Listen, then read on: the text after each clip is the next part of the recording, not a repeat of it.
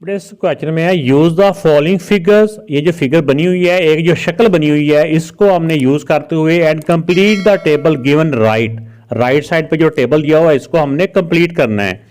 ये ए है, ये बी है, ये सी है, ये डी है। इसको आपने ऐसे समझना है जैसे पंखे के पर होते हैं, ठीक है ना। ये इसका सेंटर है जिसके ऊपर ये पर घूमते हैं। तो इसमें वो कह रहा है कि अगर ए को बी की तरफ लेके आए तो इसकी डायरेक्शन कौन सी होती है। अगर इस तरफ को घूमे ना, इस तरफ को, इसको बोलते हैं क्लॉकवाइज। क्लॉकवाइज क्यों कहते हैं? जिस रुख को घड़ी चलती है, हमारा क्लॉक चलता है ना, उसको बोलते हैं क्लॉकवाइज। ए से बी की तरफ आए तो ये क्लॉकवाइज है। तो यहां पे हम लिख देंगे इसकी डायरेक्शन कौन सी है, क्लॉकवाइज।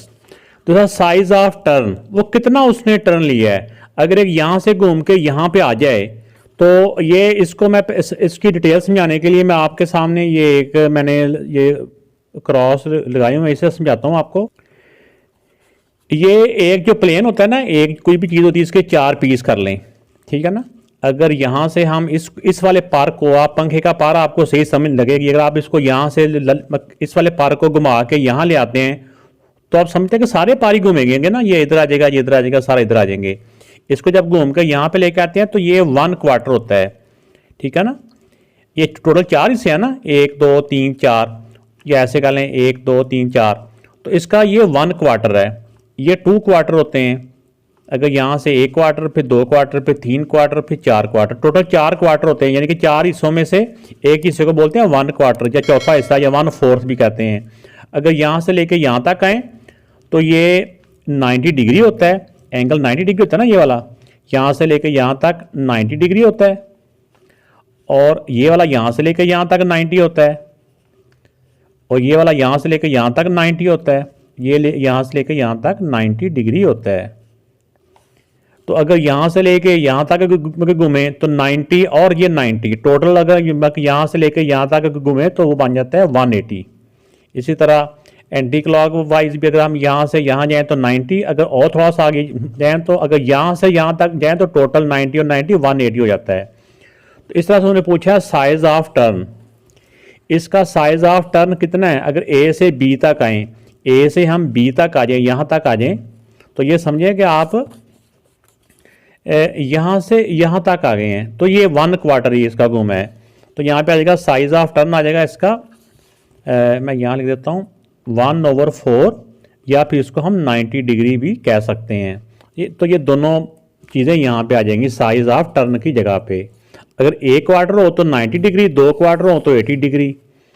अब देखें बी टू डी, बी से डी की तरफ जाना है और एंटी क्लॉकवाइज जाना है, ये उन्होंने खुद बता दिया है। इसमें ये 1/4 भी उन्होंने खुद लिख दिया है, लेकिन ये 1/4 आता नहीं है जो मेरे पास बुक है, इस पर गलत है ये। क्योंकि अगर बी से डी की तरफ जाए ना तो ये 1 क्वार्टर, फिर दूसरा क्वार्टर, यानी कि अगर हम यहाँ से बी ऐसे ना, बी इधर है, डी उस तरफ है, अगर हम यहाँ से यहाँ तक जाते हैं तो ये 1 क्वार्टर, फिर 2 क्वार्टर। तो 2 क्वार्टर का मतलब होता है ऐसे 2 क्वार्टर। इसको सिंप्लीफाई करें तो 1 2 2 2 4, इसको 1/2 भी कह सकते हैं, ठीक है ना। क्योंकि जो पूरा सर्कल होता है, पूरे सर्कल का ये हाफ होता है, तो 2 क्वार्टर को 1/2 भी कह सकते हैं। लेकिन ये 1/4 लिखा हुआ ये गलत है, यहाँ पे 1/2 भी लिखेंगे। और 1/2 जो होता है ना, ये होता है 1/2, यानी कि एक जो पूरा सर्कल होता है ना, ये कंप्लीट सर्कल होता है। 1/2 का मतलब कि हाफ सर्कल, इसने यहाँ से लेके यहाँ तक हाफ घूमे, तो 90 और 90 180 डिग्री। तो इसका आंसर आ जाएगा यहाँ पे बी टू डी आ जाएगा 180, और इसको 1/2 करें आप लोग, क्योंकि बी से डी की तरफ जाएं तो 1/4 बनता ही नहीं है, और 180 डिग्री। अब नेक्स्ट है डी टू सी, डी से सी की तरफ जाना है, ये डी है, ये सी है, और ये जाना है एंटी क्लॉकवाइज, ठीक हो गया। एंटी क्लॉकवाइज क्या होता है, घड़ी के उल्टे रुख, घड़ी इस रुख को चलती है, तो डी से सी की तरफ जाना है और एंटी क्लॉकवाइज, क्योंकि घड़ी तो इस रुख को चलती है ना, लेकिन हम इस रुख को नहीं जाना, हमने इस रुख को जाना है, डी से सी। तो ये 1 क्वार्टर ही गया है, तो यहाँ पे एंटी क्लॉकवाइज 1 क्वार्टर। जो 1 क्वार्टर होता है ना, जैसे यानी कि डी ने सी की, इसने यहाँ से यहाँ तक आ जाना है, डी से सी की तरफ, तो ये 1 क्वार्टर होता है। 1 जो क्वार्टर होता है ना, ये 90 डिग्री का है। यहाँ पे हम लिख देंगे, एक तो लिख देंगे 1/4, 1/4 मीन 1/4, जिस तरह मैंने स्टार्ट में भी लिखा था पहले वाले का भी 1/4, या इसको हम लिख सकते हैं 90 डिग्री। अब नेक्स्ट पार्ट है इसका A to Z। अब इन्होंने बताया नहीं है यहाँ पे क्लॉकवाइज है या एंटी क्लॉकवाइज है, लेकिन हम इसको एंटी क्लॉकवाइज कर लेते हैं। यहाँ से A से D की तरफ आना है, तो ये देखें कि ये 1/4 ये आ रहा है। यहाँ पे लिख देंगे एंटी क्लॉकवाइज, और यहाँ पे लिखेंगे 1/4, 1/4 ऐसे करके 1/4 और 90 डिग्री। जो 1/4 होता है ना, वो जो 1/4 ये 90 डिग्री का होता है। जो 2/4 होते हैं ना, वो 180 डिग्री के होते हैं। ठीक है, तो इसका एक और तरीका भी है जो कि शायद पीछे बुक में भी वैसे वो लिखा हो। हमने कोई भी एंगल मालूम करना हो ना, अगर 1/4 का एंगल मालूम करना है, तो हमें पता है कि कंप्लीट सर्कल का एंगल होता है 360।